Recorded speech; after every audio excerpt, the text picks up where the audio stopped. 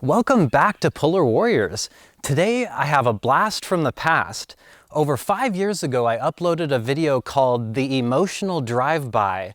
It was a really popular topic. The video has over 100,000 views and it talks about ways we can maintain better relationships, especially with the people that have been there for us during the hard times. Considering how important this whole concept is, I figured I'd expand on it and include a few more tips in this video. I hope you enjoy and find this a valuable addition to your bipolar toolbox. So what is the emotional drive-by? Let's start there. The emotional drive-by is when you unload traumatic or negative experiences on other people without warning or invitation. A similar term for this is trauma dumping, and most people don't even realize that they're doing it. For example, let's say you call one of your friends because you're having a horrible day. You spend 90% of the conversation talking about how much life sucks, and then at the end of it, your friend is feeling drained, frustrated, or like they were taken advantage of. For many of us, it's a first instinct to want to vent to someone when we have a bad day or experience. Venting can be a healthy part of processing through negative emotions, but there's a big difference between venting and doing an emotional drive-by. Venting usually involves someone you know and trust, like a good friend or maybe your partner. They know you well enough to help you problem solve, and when they do, you're open to finding solutions. They validate your feelings and vent back and forth with you. The conversation stays on track and it doesn't go on for hours. That's proper venting. The emotional drive-by, on the other hand, is a lot more one-sided. You only call the person when you're upset and the conversation goes on for way too long. You don't let the other person share their own hardships. You don't take accountability for any mistakes related to the problem, and you aren't willing to find solutions. Another example of the emotional drive-by would be oversharing at inappropriate times. Let's say you're at work having a casual conversation with a new coworker. All of a sudden they start talking about their divorce and how much they hate their ex. You don't know them well enough to give advice, so it puts you in an awkward position. So that's basically what the emotional drive-by is. Now let's talk about how it relates to bipolar disorder and a few tips on how to avoid it. When I'm experiencing hypomania, it's like everything's fine. I don't have any issues that need tissues, so I'm off living my life. Sometimes I get so obsessed with my hobbies or work that I forget to connect with my loved ones.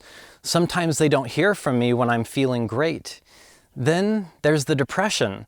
Sometimes I get so depressed that I isolate, and again, people don't hear from me.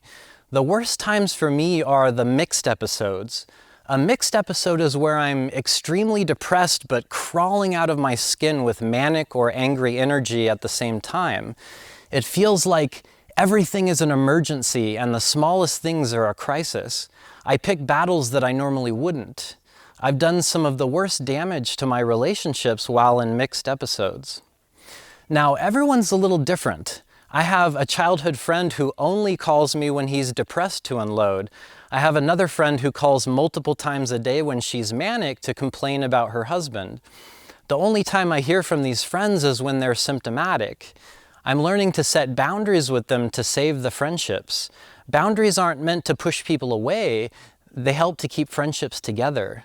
Like I said, most people aren't even aware that they're doing an emotional drive-by. Here's another thing to think about. I'm a total empath, or a very empathetic person. I really enjoy helping others with their problems. When I'm hypomanic, I want to fix everyone's problems and get over-enthusiastic about being there for them. It can invite people to do an emotional drive-by.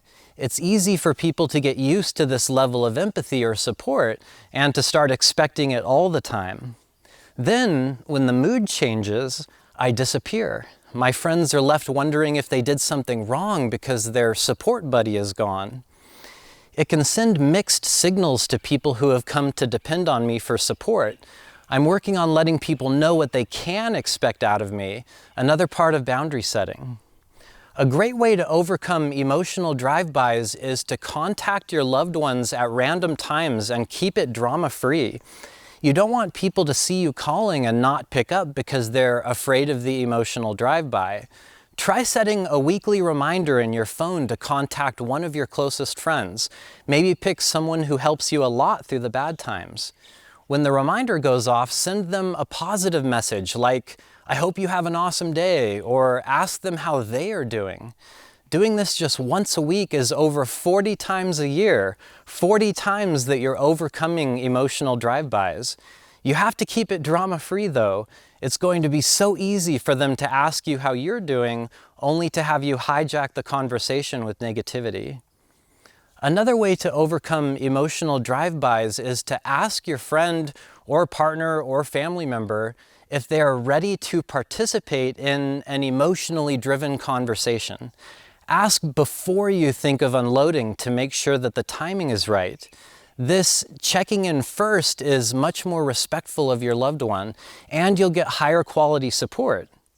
It's customary in many mental health circles to provide a trigger warning before discussing something that might trigger others. If you need to talk about something heavy, give them a heads up so they have the chance to say no if it isn't a good time or topic for them.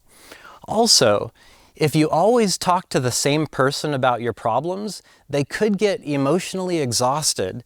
Consider expanding your support circle to include a few different people. Alternate the times you reach out to them. Think back to the last conversation you had.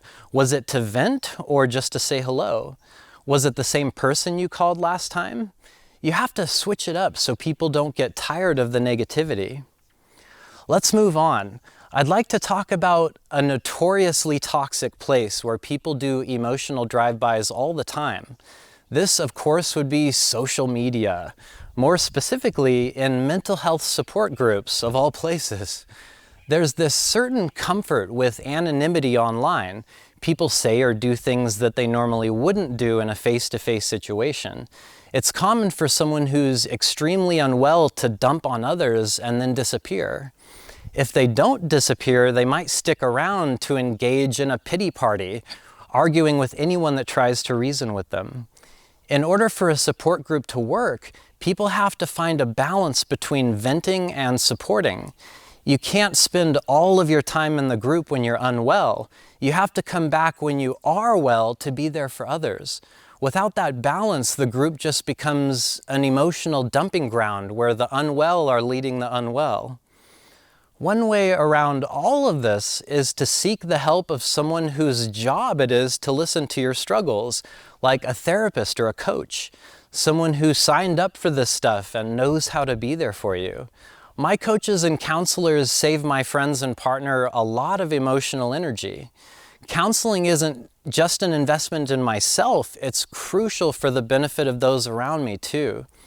If you need someone to talk to, there are some amazing online sites that can connect you with a therapist, or you can always schedule a coaching call with me. I'm not a therapist, but I have extensive experience living with and advocating for bipolar disorder. There's a link in the video description where I can be reached directly. The very last thing I want to talk about today is how the emotional drive-by has impacted my own relationship. Before I became more self-aware, I used to do emotional drive-bys on my partner. It wasn't intentional. I felt so comfortable with my partner that I'd behave in ways that I wouldn't with other people. I assumed my partner would still be there in the morning, so I took advantage of the situation. It wasn't specifically trauma dumping, but more of extreme pessimism and overall negativity. I'd start complaining about every little thing that was bothering me until my partner had had enough. It wasn't directed at my partner, but it was still miserable to listen to. I had to realize I was doing this before I could change my behavior. My partner and I have come to an agreement where if I'm being too negative, my partner will gently let me know so I can stop. It's hard to stop when I'm right in the middle of sharing, but if that's what it takes to maintain harmony in my relationship, I'll do it. In case you haven't noticed, there are no annoying ads in my YouTube videos because I hate ads just as much as you guys do. Polar Warriors is completely 100% viewer supported through a crowdfunding site called Patreon.